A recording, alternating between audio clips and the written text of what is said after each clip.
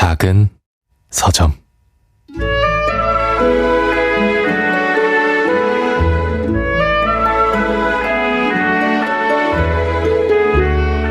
인조인간 아우팅 전문기자 최 기자가 또다시 대박 특종을 잡았습니다. 최고 인기 가수 스트레이트가 사실 인조인간이었던 것으로 밝혀졌습니다. 충격적인 소식을 접한 스트레이트의 팬들은 팬클럽을 탈퇴하는 한편 스트레이트의 앨범을 불태우는 모습을 SNS에 인증하는 등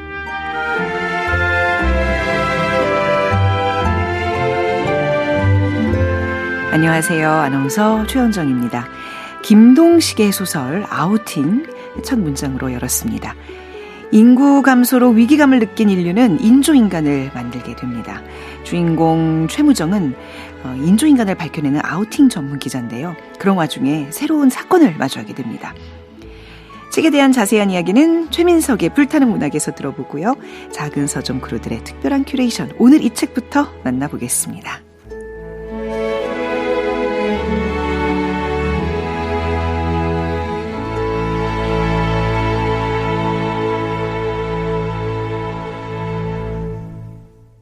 이번 한 주 작은 서점에서 마련한 책 선물 소개해드립니다. 작은 서점 장강명의 인생책 진행자이자 소설가 장강명 작가가 기획 또 참여한 앤솔러지 3권을 준비했습니다. 집과 거주에 대한 불편한 진실을 담은 어차피 우리 집도 아니잖아. 또 기술 발전에 대한 또 다른 시선, 멋진 실리콘 세계. 우리나라를 대표하는 강이죠. 한강을 배경으로 한 앤솔러지 한강. 3권 중에 한 권을 랜덤으로 발송해드리겠습니다. 책 받고 싶은 분들은 이번 주까지 작은 서점 인스타그램을 통해서 신청해 주시기 바랍니다. 저희가 추첨을 통해서 배송을 해드리겠습니다. 인스타그램에서 작은 서점 검색하시면 들어오실 수 있습니다. 자, 그리고 작은 서점의 모든 방송은요, 다시 듣기 서비스가 되고 있습니다. 팟캐스트와 KBS 앱 콩을 통해서 만나보실 수 있으니까요. KBS 모바일 플레이어 콩 앱을 다운로드 받으셔서 이용해 주시기 바랍니다.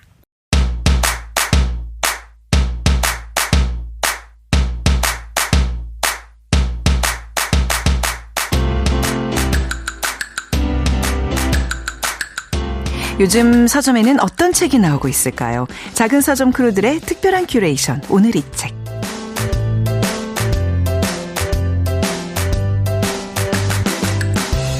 교보문고 구한회 MD님과 함께하겠습니다. 어서 오세요. 안녕하세요. 교보문고 구한회 MD입니다. 책을 이렇게 가져오실 때 혹시 진행자인 저를 좀 염두해서 좀 이 책은 빼자. 이 책이 좋겠네. 제가 좀 기준이 되나요? 저는 오직 청취자만 바라보고 준비합니다. 네. 아니 어쩜 이렇게 대답을 센스 있게 한단 말이죠. 우리 구한회 MD님께서는요. 아니 왜냐면 오늘 책 제목 때문에 제가 네. 빵 터졌어요. 그러니까 뭐 제가 이 족이란 얘기는 아닌데 네. 저희 시대에 이제 통용됐던 조금 뭔가 이렇게 있는 척하고 뭐 예를 들면 서울 강남에서 학교를 나오고 이러면 꼭 이렇게 불렀는데 오렌지족의 최후 이런 책이 나왔습니다. 야. 예, 책의 분야도 약간 좀 특이한 거죠? 네, 오늘 준비한 책은 책의 판형이 꽤 크고요. 두께도 두툼합니다. 그리고 보시다시피 표지에 그림이 많습니다. 네. 즉 오늘은 처음으로 만화책을 가지고 왔는데요. 네. 근데 만화 안에도 다양한 분야가 있습니다. 이 책은 익숙하게 아시는 출판 만화하고는 약간 다른 그래픽 노블에 해당하는 책입니다. 요즘 그래픽 노블 책을 소개해 주시는 분들이 이제 계속 있는데 그림하고 그래픽 이 그림이고 노블이 이제 소설이니까 소설 같은 만화 이렇게 풀이하면 될까요? 정확합니다.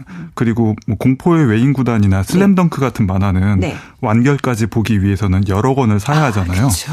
어떤 만화는 뭐 100권이 넘는 만화도 있고요. 반면에 그래픽 노블은 그 예외가 있긴 하지만 보통 한두 권으로 마무리가 됩니다. 그리고 또 하나의 특징은 대사가 굉장히 많아요. 네. 이 역시 소설책과 비슷한 특징입니다. 그러니까 이제 만화책이라고 그림 위주겠지 하고 딱 펼쳐보는 순간 허걱 놀라는 게 글밥이라 그러잖아요. 네. 글씨가 굉장히 많더라고요. 빼곡하게 들어가 있어요. 그렇죠. 네. 근데 꽤 오래전부터 우리나라에서는 그 웹툰 만화가 굉장히 큰 인기를 끌고 있잖아요. 이게 네. 웹툰인가요? 웹툰이 맞습니다. 네. 그 2010년을 전후로 웹툰 만화가 폭발적인 성장세를 보였는데 네. 그 웹툰의 가장 큰 특징은 온라인으로 연재되는 콘텐츠를 모바일로 편하게 즐긴다는 거잖아요. 네. 이 연재를 모아서 종이책으로 출간하기도 하고요. 이 오렌지족의 최후 역시 네. 한 웹툰 플랫폼에서 먼저 연재가 되었습니다. 네. 즉 이 작품은 그래픽 노블의 특성이 강한 작품으로서 온라인에 먼저 공개한 다음에 네. 단행본으로까지 출간된 만화다. 이렇게 정리할 수 있습니다. 자, 그러면 이제 내용으로 들어가 보겠습니다. 제목이 오렌지족은 누군가요? 바로 작품의 주인공인 고등학교 2학년 네. 오하나를 가리키는 말입니다. 고등학생도 오렌지족에 속할 수 있나? 우리 보통 그래도 어느 정도 고등학교 졸업한 대학생 이상을 오렌지족이라고 했는데. 일단 이 작품에서는 이렇게 설정을 하고 들어갔는데 오하나는 그 서울의 한 네. 인문계 고등학교에 다니고 있습니다. 네. 다녔습니다. 정확히는. 네. 이 학교는 아마 강남에 있었던 것 같아요. 오하나의 친구들이 네. 야 타워레코드에서 만나자 이런 말을 하거든요. 참고로 타워레코드 1호점이 강남역 사거리에 있었다고 합니다. 있었다고 합니다. 아, 없어진 지 오래됐으니까요. 그렇죠. 네. 모르신 2세대는 아니시죠. 저는 사실 강남점은 못 가봤어요. 아, 그래요? 네. 네. 가장 큰 타워레코드점이 아니었나 싶어요. 뉴욕 제과 근처에 다 이렇게 몰려있는. 그런가요? 너무 아는 척하지 말아야지. 네. 오하나가 주인공입니다. 오하나는 2학년 때 캐나다로 유학을 떠나는데요. 어느 날 한국 시절의 친구가 오하나에게 편지를 보내면서 네. 이렇게 말해요. 야, 오렌지족 잘 지내냐? 이렇게요. 이게 곧 제목이 된 거죠. 네. 타워레코드 그리고 네. 오렌지족이라는 말이 나왔으니까 이 작품이 배경이 언제인지 대략 짐작되시죠? 그래, 1990년대 초중반인 거잖아요. 예, 네. 그런데 이 작품은 96년과 97년의 이야기를 그린 책이에요. 네네. 사실 오렌지족은 말씀하신 것처럼 한번 외국 생활을 경험한 다음에 90년대 초중반을 한국에서 보낸 부유한 네. 아주 일부의 20대를 말한다고 저는 기억하고 있었거든요. 네. 그래서 오하나는 고등학생이니까 해당이 안 되지 않나? 이렇게 생각했는데 네. 작가는 오렌지족의 범위를 10대까지 넓게 확대해서 적용했더라고요. 네. 그만큼 90년대라는 한 시대를 회고하는 데 있어서 오렌지족이라는 키워드가 굉장히 중요한 상징이라고 생각한 것 같습니다. 1997년도라고 하셨는데 이제 요게 오렌지족이라는 말이 좀 싹 들어갔던 해인 것 같아요. 그 해 말에 이제 외환위기가 찾아오면서 좀 사회 분위기가 확 바뀌었었거든요. 네, 그래서 작가 송아람도 작가의 말에서 이렇게 이야기합니다. 짧게 읽어보겠습니다. 네. 사회의 큰 골칫덩이이자 언론의 단골 소재였던 오렌지족은 기성세대의 문매에도 아랑곳하지 않았다. 온갖 모욕과 비난이 꼬리표처럼 따라다녔지만 줄곧 제멋대로였다. 그러나 국가부도 사태나 다름없는 외환위기가 닥치고 뉴 밀레니엄 시대가 열리면서 빠르게 퇴장했다. 오렌지족의 퇴장과 함께 나의 10대도 끝났다. 정리하면 만화 오렌지족의 최후는 혼란스러운 10대 시절의 상처와 회복을 글과 그림으로 그려낸 솔직한 자화상. 이렇게 요약할 수 있겠습니다. 주인공 오하나는 아직 고등학생인데 조기 유학을 떠나는 건가요? 원래 굉장히 부유한 집에서 자랐어요. 좋아하는 영화, 비디오나 CD를 좋아하는 음악의 CD를 아무 고민 없이 살 수 있었고 그림을 보니까 집도 굉장히 크더라고요. 아, 만화상에서. 네. 커다랗고 화려한 샹들리에가 굉장히 인상적이었는데 이 덕분에 어릴 때부터 자신만의 고유한 예술과 문화 취향을 키워나갔어요. 남들 안 보는 영화 보고 남들 안 듣는 음악 들으면서 나는 남들과 달라, 나는 특별하다 이렇게 생각하는 애들이 한 반에 한 명은 꼭 있잖아요. 네네. 오하나가 딱 그런 애였고 고등학교에 입학한 이후에 남들과는 철저하게 벽을 치고 자신만의 세계에 파고들었습니다. 네. 여기까지는 평범한 고등학생이잖아요. 네네. 어느 날부터 방황하기 시작합니다. 성적도 곤두박질 치고요. 이 학생에게 무슨 일이 생긴 건가요? 아이들이 갑자기 변화한다면 그 이유는 친구 때문일 때가 많아요. 그렇죠. 네. 오하나의 절친은 2명인데요. 네. 한 명은 훗날 연예인으로 데뷔할 정도로 외모가 출중한 신수빈입니다. 그리고 이름만 대면 알만한 대기업 사장의 딸인 박혜령과 친해지면서 오하나는 학교에서 이른바 노는 애들로 분류됩니다. 노는 애들. 네. 그리고 중요한 인물이 한 명 더 있는데요. 초등학교 동창인 최준혁이에요. 근데 남자인가 보죠. 네. 이 친구는. 네. 이 친구는 미국 유학 중에 잠깐 서울에 들어왔는데 최준혁을 만나고 오하나는 한눈에 반해요. 그 전까지는 내가 가장 쿨하고 내가 가장 멋있다 이렇게 생각을 했는데 진짜 미국에서 돌아온 동창을 보니까 네. 얘가 진짜라는 생각이 든 거예요. 서양 문물을 이제 온몸으로 다 받아들이고 온 친구니까. 네. 네. 둘은 곧 사귀는 사이가 되지만 네. 방학이 끝난 다음에 최준혁은 다시 미국으로 돌아갑니다. 남자 때문에 오하나가 이제 외국으로 가고 싶어 하는 건가요? 그 이유도 굉장히 커요. 그리고 또 하나의 이유는 그냥 현실이 답답하고 한국을 탈출하고 싶어서였기 때문이기도 합니다. 네. 오하나는 최준혁과 비디오방에서 애들이 보면 안 되는 영화인데 트루 로맨스라는 영화를 보는데요. 예. 그 영화 속에서 거침없이 탈주하는 주인공들을 보면서 나도 저렇게 자극적이고 드라마틱한 인생을 살아보고 싶다 이렇게 생각을 해요. 네. 한편의 비디오 사람의 미래를 바꿔놓을 수도 있습니다. 청소년 관련 불가는 다 이유가 있더라고요. 네. 네. 이런 경고문이 생각나는 에피소드인데요. 하지만 아버지는 어린애가 가긴 어딜 가냐고 유학을 허락하질 않아요. 그러니까 오하나는 의도적으로 더 삐뚤어지기 시작합니다. 부모님이 감당 못할 만한 문제야 골칫덩이가 되면 외국에 보내버리지 않을까 이렇게 생각한 거였는데 네. 이 전략이 잘 먹혀 들어가요. 그리고 어느 날 갑자기 2학년으로 올라가는 1월 달에 예? 유학이 결정됩니다. 오하나는 캐나다에 사는 외삼촌 집에 가게 됩니다. 굉장히 좀 영악한 친구군요. 하나의 그래서 제2의 인생은 어떻게 펼쳐지게 되나요? 외삼촌의 집은 토론토에서 북쪽으로 2시간 걸리는 오릴리아라는 도시에 있습니다. 오하나는 이 눈이 정말 많이 오는 이 동네가 네. 정말 아름답다, 고요하다 이렇게 생각을 하는데 아름답고 고요하다. 네. 그런데 반나절도 지나지 않아서 네. 너무 숨막힐 정도로 답답하다 이렇게 괴로움을 느낍니다. 네. 그리고 영어를 잘 못해요. 그래서 학교에서 친구나 선생님하고도 적응하지 못하고 겉돌게 되고요. 네. 당연히 커다란 외로움이 따라옵니다. 이렇게 될 줄 몰랐을 거예요. 그냥 그쵸. 어떤 선망의 대상이긴 했는데 현실을 좀 잘 몰랐던 거죠. 큰맘 먹고 떠나왔는데 한국보다 더 좋을 게 하나도 없는 삶이네요. 맞습니다. 멀리 떠나왔지만요. 오하나는 진짜 자신을 찾지는 못합니다. 네. 대신 아직도 남에게 보여지는 나의 모습에 집착을 해요. 이 학교에 정말 외모는 자기 취향이 아닌데 네. 고급차를 몰고 다니는 한국인 남자 유학생이 한 명 있습니다. 근데 오하나는 일부러 그 친구와 어울려서 근사한 사진을 몇 장 찍습니다. 그 선글라스를 끼고 오픈카에 앉아있는 자신의 사진을 한국에 보내줍니다. 네. 그러면서 생각하죠. 얘들아, 자, 나를 부러워하고 질투해라. 네네. 그리고 그 사진이 나름 화제가 되었다는 친구의 답장이 돌아와요. 하지만 이런다고 공허감이 가시진 않잖아요. 네. 오하나는 여기도 싫다. 한 번 더 떠나서 새로 시작하고 싶다. 그렇게 한 번 더 도피를 계획합니다. 또 어디로 갈 수 있나요? 선택 여지가 많지 않을 텐데. 이번에는요. 등록금이 어마어마한 네. 고급 사립학교가 오하나의 눈에 들어옵니다.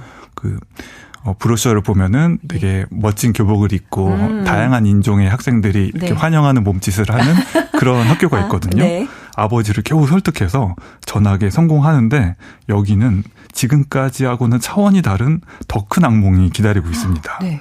그 학교에는 한국인 유학생 무리가 많아요. 오하나도 그 친구들이랑 어울리는데 네. 이 중에 아쉽게도 믿고 의지할 만한 사람이 한 명도 없었던 거예요. 반대로 심한 따돌림을 당하게 됩니다. 네네. 그리고 오절이라는 별명을 얻게 되는데 이게 오하나 그리고 미저리를 합한 말이에요. 그래서 이렇게 지속되던 긴장 상태가 어느 날 폭발해버리고요. 오하나는 학교에서 정학을 당하고 돈 한 푼 없이 혼자서 토론토로 향합니다. 네. 그리고 세상을 떠날 계획을 세웁니다. 바로 이 부분에서 책의 첫 장이 시작해요.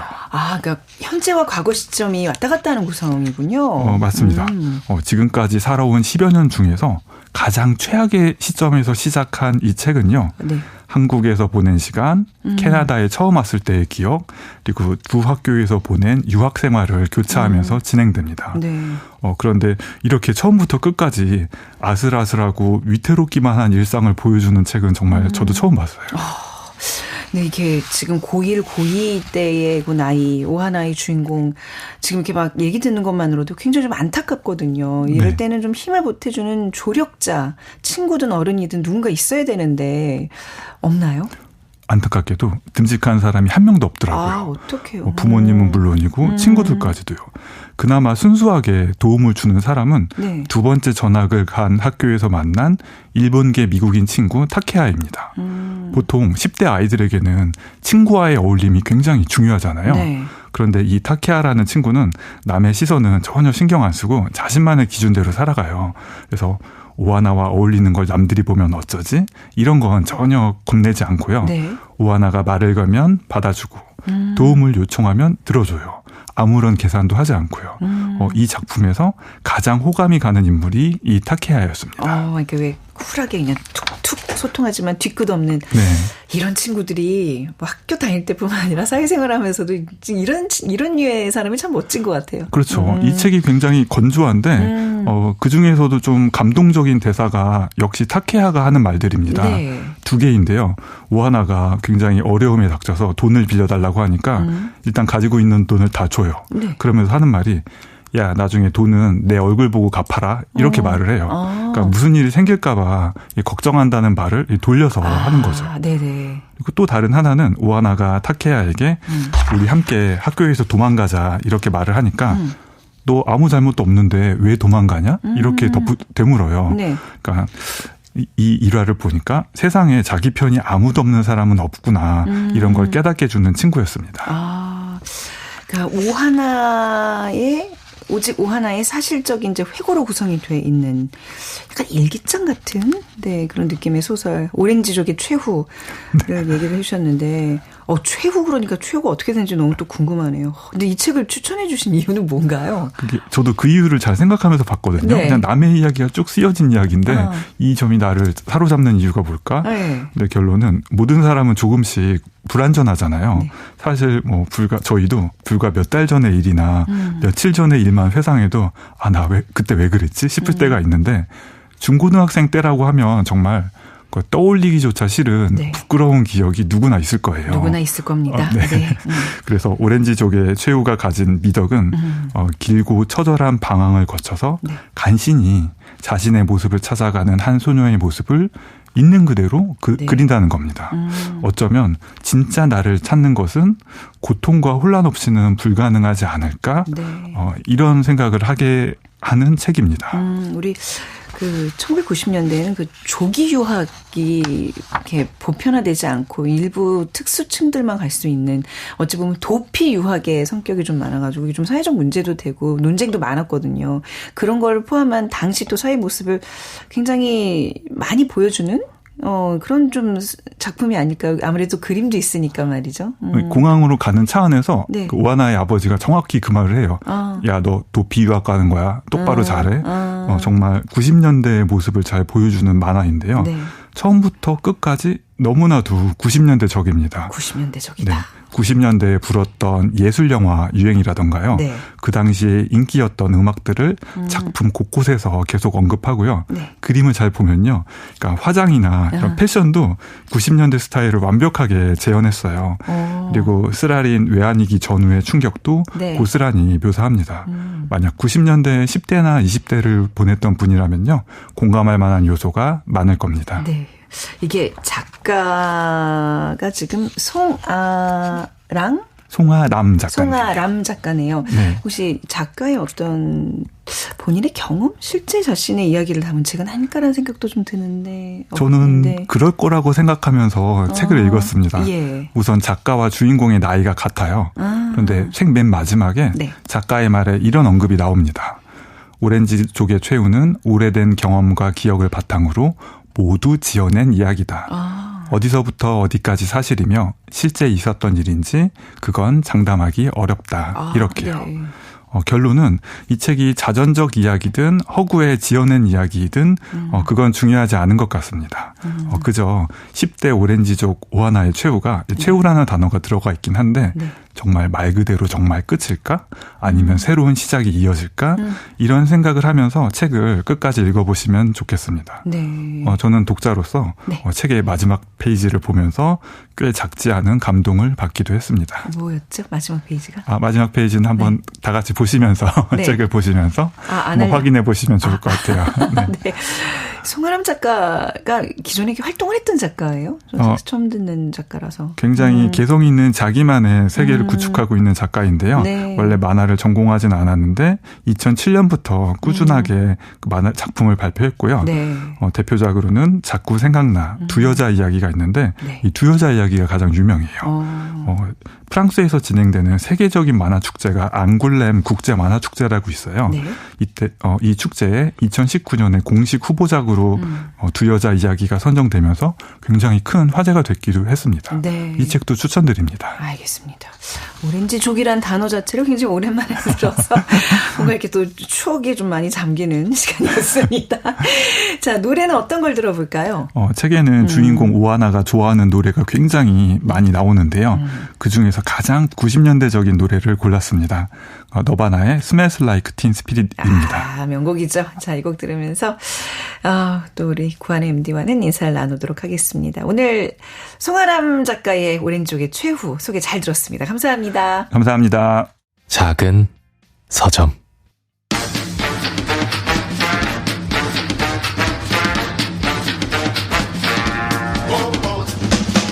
최민석의 불타는 문학.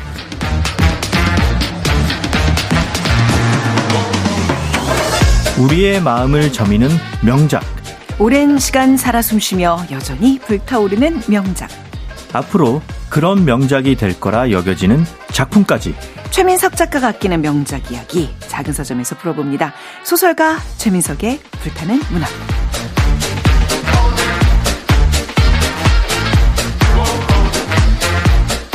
최민석의 불타는 문학 소설가 최민석 작가와 함께하는 시간입니다. 어서 오세요. 네, 안녕하세요. 네, 올해가 다 갔네요.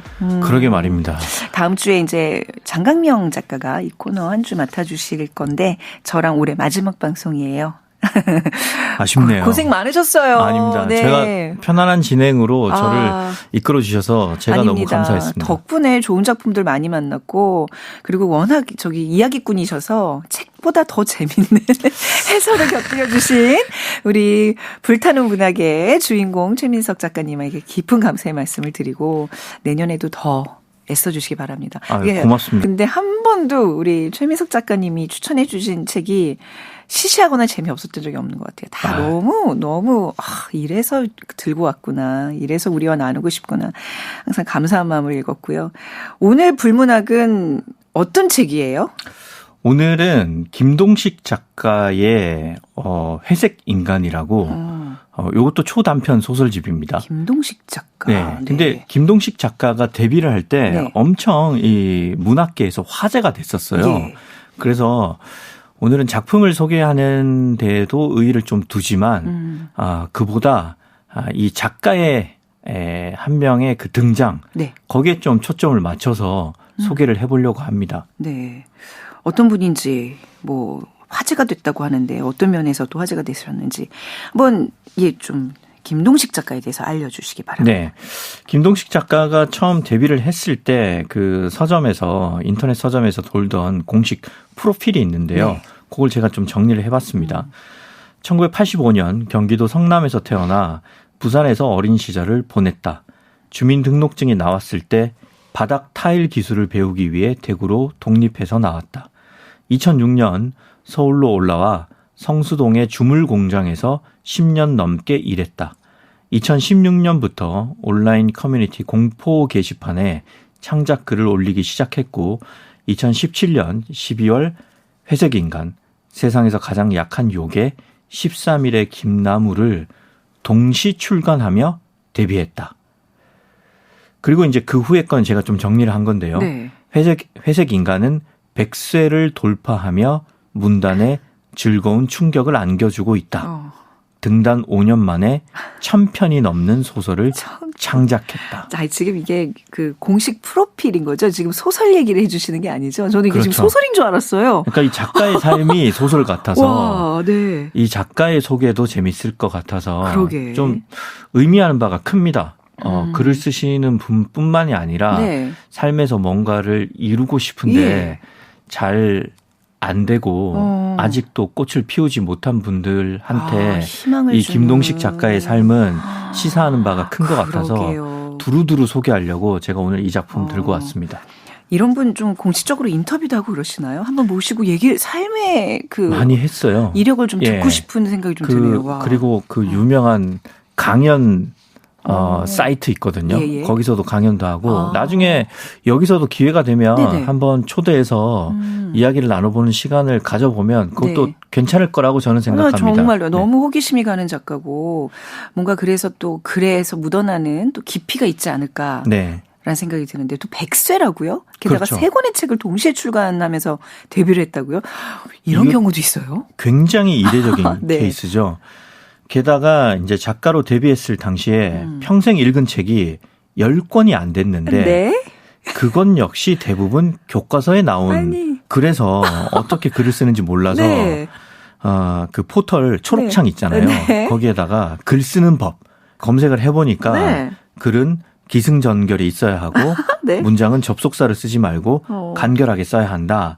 이렇게 쓰라고 해서 그대로 썼다고 해요. 아, 뭐예요? 이렇게 작가가 쉬운 거예요? 아니, 와, 그래서 검색해서 배운 대로 그냥 썼다는 거예요? 작가가? 일단은 그렇게 시작을 했대요. 그런데 맞춤법을 잘 몰라서 예. 초창기에는 독자들이 맞춤법 지적을 많이 했다고 해요. 그때마다 작가는 고마움을 표시했고 그 뒤로 같은 실수는 하지 않았다고 합니다. 그러니까 온라인 커뮤니티에 이제 게시판에 이렇게 네. 해서 창작글을 올린 건데 이것만으로 소설을 쓸 수 있는 건 아니잖아요. 그래서 작가는 예. 댓글을 통해서 많이 배웠다고 해요. 댓글을 통해서요. 네, 독자들이 개연성과 캐릭터 그리고 주제 등에 관해서 막 참견하듯이 네. 댓글을 달았고 이걸 다 겸허하게 받아들이면서 소설이 더 나아졌다고 고백을 합니다. 독자들의 집단 지성으로 만들어진 네. 소설이군요. 그래서 제가 김동식 작가를 와. 소개하는 이유는 소설은 배우지 않아도 쓸 수 있다는 것을 말씀드리기 위해서고요. 네. 소설을 쓰는데 가장 중요한 스승은 네. 자신이 품고 있는 자기 안에 있는 내적 열정입니다. 스스로 품고 있는 열정이 결국은 자기 자신을 가르칠 겁니다. 이것만 들어도 굉장히 감동적이네요. 근데 아까 전에 소개에서도 밝혔지만 작업량 자체가 상당한 것 같아요. 네. 첫 글을 올린 다음에 1년 6개월 만에 300여 편이 넘는 단편을 완성했습니다. 예. 2017년에 데뷔했는데 2021년에는 김동식 소설집 10권짜리 시리즈를 냈습니다. 이렇게 많은 작품을 언제 구상하고. 근데 이러다 보면 너무 달작을 하다 보면 조금 작품의 질이랄까요? 네. 떨어질 수도 있는데 이게 지금 유지가 되는 거니까 이렇게 많은 사람들의 사랑을 받고 있는 거죠. 네, 설명을 좀 드리자면 네. 일단 김동식 작가는 10년 넘게 그 아이언 주물 공장에서 네. 단추와 지퍼를 만들었습니다. 네. 김동식 작가가 했던 일은 500도가 넘는 아이언을 주물 구멍에 넣는 일인데 네. 이 일을 새벽부터 저녁까지 하면서 그때 이야기를 머릿속에 구상했고 고치고 발전을 시켰다고 해요. 네. 그러고 이제 퇴근해서 글을 쓴 거죠. 그래서 초창기에는 공장에서 일을 하면서 한 인터넷 커뮤니티에 연재를 했는데 예. 연재 당시에 거의 모든 글이 그날의 베스트 오브 베스트 게시물로 올라갔다고 해요.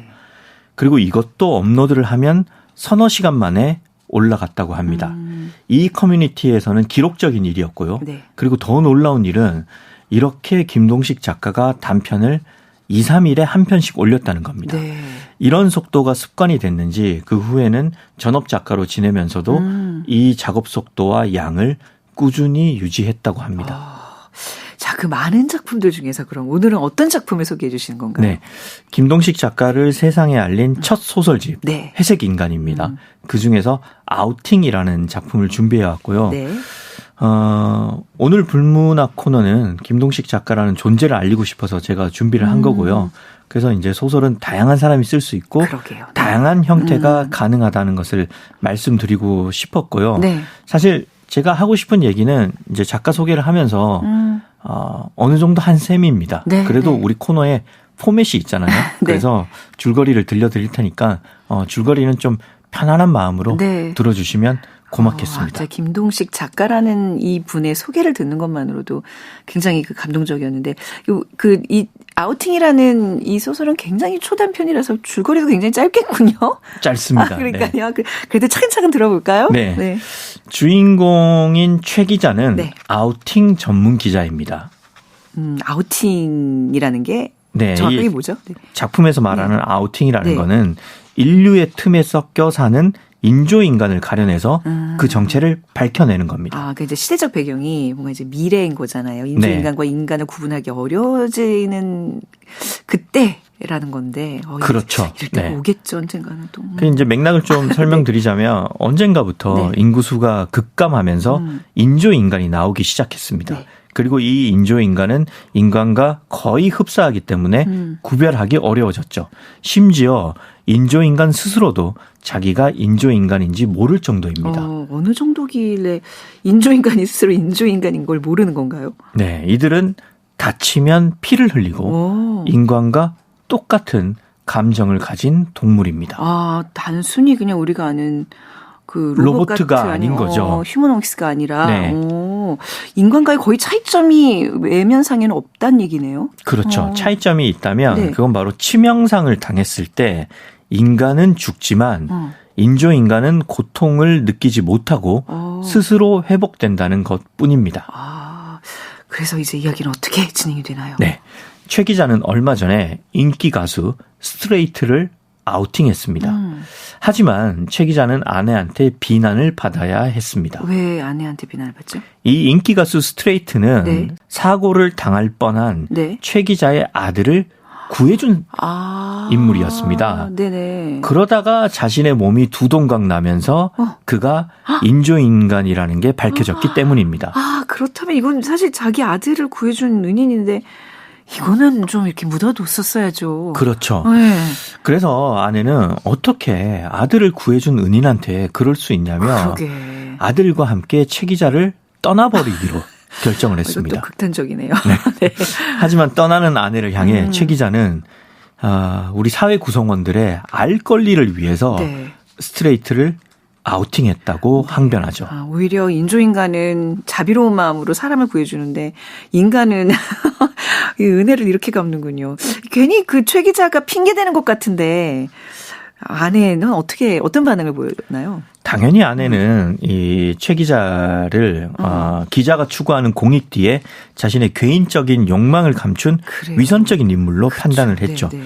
결국 홀로 남겨진 최 기자는 아내에게 자신한테 진정한 기자 정신이 남아있음을 보여주고 싶어졌습니다. 네. 그러다가 별명이 꽁치인 네. 후배와 술을 마시다가 토로를 하죠. 네, 또 후배는 별명이 꽁치예요. 어떤 후배인지 이때 꽁치 안주를 먹진 않지만. 네. 네. 뭐라고 토로를 하나요? 네. 자신의 그 기자 정신을 입증할 만한 취재거리가 없느냐고요. 취재거리를 지금 사냥하고 다니는군요. 네. 꽁치가 뭐 하나 건져줘요? 마침 꽁치는 네. 비밀구역 에어리아 510에 대해서 말을 합니다. 그거 무슨 구역인데요? 그러니까 에어리아 네. 510 이게 뭐냐면 네. 여기는 일반인의 접근이 금지된 구역입니다. 50년 전에 이렇게 설정이 된 거죠. 네. 그리고 그때부터 인조인간이 생겨나기 시작했습니다. 그럼 혹시? 그렇습니다. 꽁치는 이곳이 바로 네. 인조인간의 비밀 제조 공장이라고 의심을 하고 있는 거죠. 네. 게다가 인조인간의 개발 기술은 너무나 혁신적이고 뛰어나서 아직까지 밝혀진 게 아무것도 없습니다. 아, 그래요. 비밀리에 만들어진다고요? 그렇다면 여기에 좀 잠입을 해서 취재라면 이 세상에 몰랐던 비밀들이 다 드러나겠네요. 네. 그런데 꽁치의 의심은 여기서 그치지 않습니다. 꽁치가 의심을 하고 있다고요? 어떤 의심이 있는데요? 꽁치는 네. 이곳에서 네. 외계인들이 인조인간을 개발하고 있다고 의심합니다. 그렇군요. 그러니까 너무나 인조인간이 너무나 기술적으로 완벽하니까 이거는 네. 사람의 영역이 아니다. 인조인간을 만들어낸 주체가 외계인이다. 이렇게 그렇습니다. 그래서 이거 잠깐 웃긴 소설인가요? 나 저희 웃어도 되는 포인트인가요 지금? 예. 네. 그러니까 서사가 자유롭게 이제 전개되는 거죠. 예. 그래서 외계인이 만들어냈기 때문에 이 모든 것을 비밀리에 붙였다고 꽁치는 생각을 하는 거죠. 네. 아무튼 지금 이제 진행자님께서도 난 이런 거 너무 재밌어요. 웃을 만큼 네, 상상력들이 어쩜 이렇게 좋을까. 네. 이 서사가 이제 급진전하잖아요. 네. 이렇게 된 이상 이 장면에서 네. 이 곡을 안 들을 수가 없죠. 이 곡이요? 노래 들읍시다. 어떤 곡을 또 준비해 오셨는지. 꽁치가 외계인이 왔다고 하니까 패닉에 네. UFO. 약간 그렇죠. 지금 패닉 당하신 것 같아요.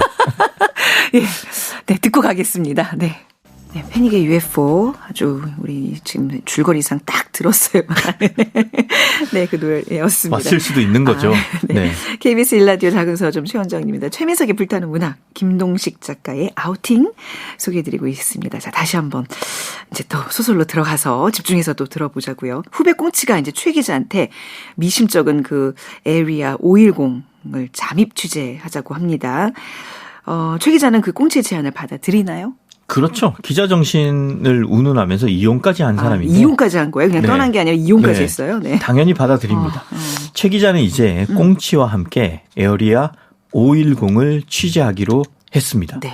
그런데 이렇게 비밀스러운 공간을 둘이서만 잠입 취재하기에는 위험해요? 무리라고 판단을 했죠. 누가 새로운 또 등장인물이 나타나나요? 네. 이제 이 소설에는 네. 새로운 인물이 등장을 하는데 네. 그는 바로 조력자인 두더지입니다.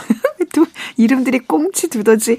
두더지는 어떤 인물이에요? 두더지는 기본적으로 네. 과학자입니다. 그런데 그 활동명이 두더지잖아요. 네. 김동식 작가가 아주 직관적인 네이밍 센스를 발휘했는데 네.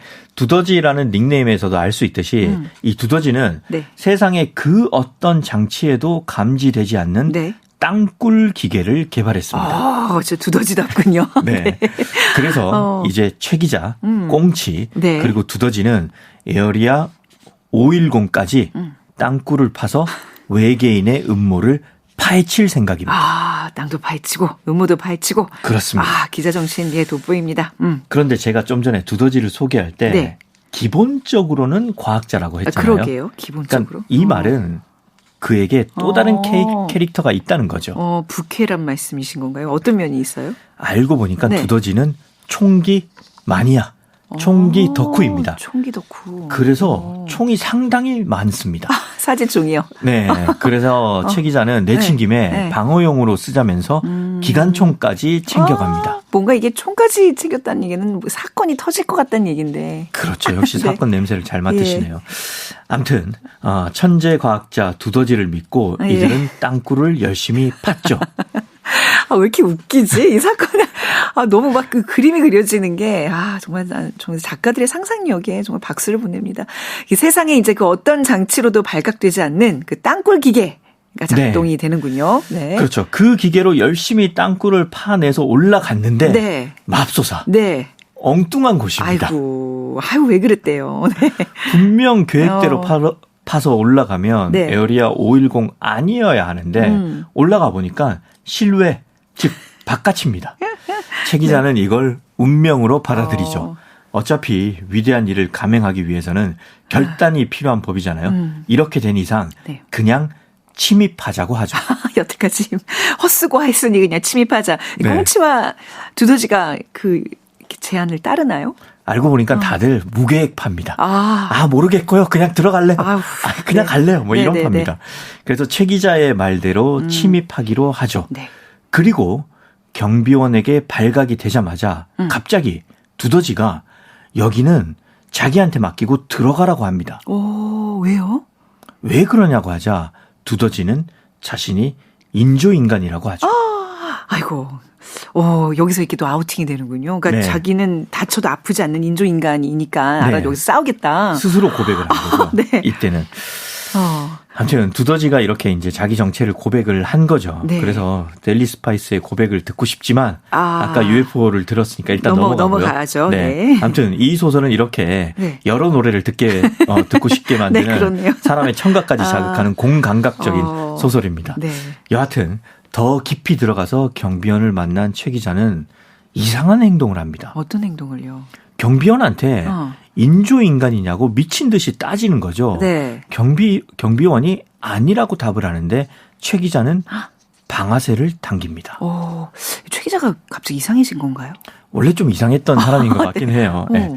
그런데 경비원이 떨면서 말합니다. 네.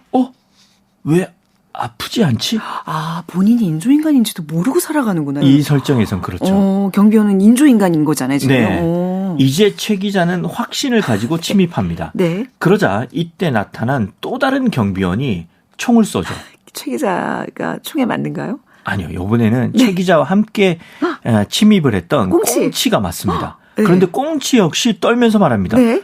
형, 나 왜 고통이 느껴지지 않는 거야? 이런 두더지, 경비원, 꽁치 다 인조인간이라는 얘기잖아요. 그렇습니다. 그리고 가장 깊숙한 곳에 침입한 최 기자는 놀랍니다. 네. 그곳에 외계인은 없었습니다. 단지 10명 남짓한 사람이 있을 뿐입니다. 네. 그리고 거기에는 이렇게 쓰여 있습니다. 뭐라고요? 멸종 위기 동물 인간. 아, 그러니까 지금 그 에어리아 510이 외계인의 인조인간 공장이 아니라 멸종위기에 처한 인간을 보호하는 구역이었다는 얘기잖아요. 그렇습니다. 네. 그래서 비밀리에 붙여졌던 거죠. 그리고 이제 최 기자는 기자회견을 엽니다. 네. 그리고 전 인류를 아우팅하죠. 이제 인류는 깨닫습니다. 네. 우리는 모두 똑같다는 사실을. 그 똑같다는 사실이 지금 전부 다 인조인간인 거예요. 였다는 사실. 아까 그 에어리아 510에 있는 10명 남짓한 사람만 인간이란 얘기예요. 그렇습니다. 최 기자도 그러면. 네. 근데 그걸 모르고 살아갔다는 거죠. 소름 끼치네요. 아까 굉장히 짧은 초단편이라고 그랬는데 지금 뭐 장편 소설 하나의 분량을 이야기로 소개해 주신 것 같아요. 그 굉장히 그 디스토피아적인 상황을 그리는 거잖아요. 네.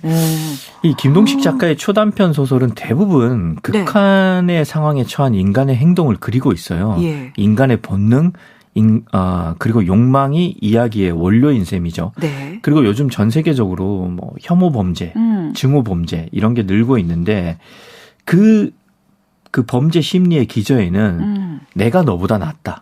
너는 나보다 열등하다. 이런 차별 의식이 있는 거잖아요. 예. 그런데 이 소설의 결말은 차별했던 존재들이 결국은 다 다르지 않았다는 것을 깨닫게 만든다는 점에서 네. 굉장히 짧고 네. 압축적인 이야기지만 시사하는 바도 있는 것 같아서 짧지만 나름의 여운이 길게 남는 작품인 것 같아요. 아니 이거 영화 블레이드 러너 그렇죠. 굉장히 그 유사한 그러니까 이야기인데. 원작 블레이드 러너 말고 네. 그 블레이드 러너 2049 이 속편이죠. 네네. 그 작품을 보면 이 영화에서 인조인간을 네. 레플리컨트라고 하는데 예. 그러니까 복제품이라고 하는데 네. 범죄를 저지르는 레플리컨트를 잡아들이는 형사가 있어요. 네. 그런데 그 속편에서는 네. 레플리컨트를 잡는 형사도 네. 레플리컨트예요. 결국, 네. 그래서 자기 정체성에 대한 고민을 하거든요. 그러니까 인조인간이라는 설정이 오늘 작품 아우팅과 닮았으면서도 네. 또 스스로 인조인간이라는 걸 알고서 정체성에 대해서 고민한다는 게 오늘 작품과의 차이점인 거죠. 네. 아무튼 이 인조인간의 정체성 고민 이거는 SF 문학에서 굉장히 좋아하는 네, 네. 주제이자 뭐 고민거리인 거죠. 그렇군요. 와, 오늘 김동식 작가라는 이 존재를 안 것도 굉장히 큰 수확인데 이 설정도 굉장히 좀 두고두고 머리에서 맴돌 그런 이야기였습니다. 마지막 곡은 어떤 곡을 준비하셨죠? 저는 김동식 작가의 그 승승장구가 예. 많은 사람들한테 희망을 줬다고 생각을 해요. 그래서 결국 이제 지금 작가한테는 좋은 날이 왔는데 예. 청취자 여러분뿐만이 아니라 우리 모두에게 언젠가 좋은 날이 올 거라는 기대로 되게 아름답게 마무리해 주시네요. 네네. 네, 선곡을 했습니다. 네. 제이미 컬럼의 Our Day Will Come, 우리의 날이 올 거다. 네, 네. 이 곡 들려드리면서 저는 네.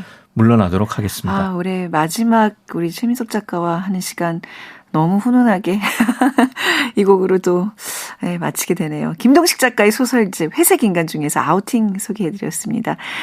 자, 제이미 컬럼의 Our Day Will Come 들으면서 저희는 새해에 만나기로 할게요. 네. 올해 아직 여러분의 날이 오지 않았다면 네. 내년에는 노래 제목처럼 언젠가 Our 옵니다. Day Will Come. 언젠가 우리의 날이 올 겁니다. 네, 내년에 꼭 옵니다. 네. 자, 최민석 작가님은 내년에 뵙고요. 작은 서점 오늘 문 닫겠습니다. 지금까지 아나운서 최원정이었습니다. 고맙습니다. 고맙습니다.